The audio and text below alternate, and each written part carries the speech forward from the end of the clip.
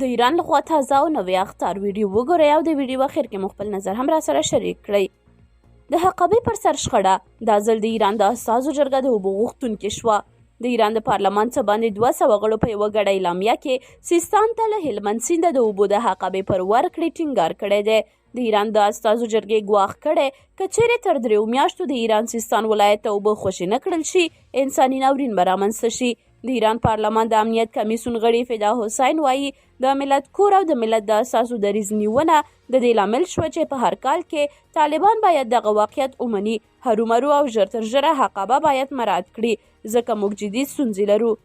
تر دې مخکې د ایران د بهرنیو چارو وزارت له افغانستان سره د خپلې حقابې په تړاو د خبرو اترو د ترسره کېدو خبر ورکړی و، خو د اوبو او انرژۍ وزارت ویان وایي په دې وروستیو کې سرپرست حکومت د حقابې په تړاو له ایراني لوري سره کومه ناسه یا خبرې نه دي کړي.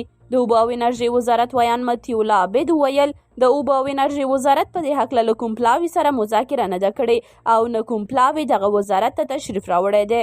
د سیاسي چارو شنونکي بیا په دې باور دي چې دواړه لوري باید د هلمند سیند د هوکړې لارښوونې جدي وګڼي او د هغې پر بنسټ پر مخ ولاړ شي. د نړیوالو اړیکو کارپوه نظیم سمون وایي هغه اختلافي مسایل چې د افغانستان او ایران ترمنځ د حقابې په هکله رامنځته کیږي باید د 1451 کال د معاهدې او الحاقي پروتوکولونو پر بنسټ حل شي.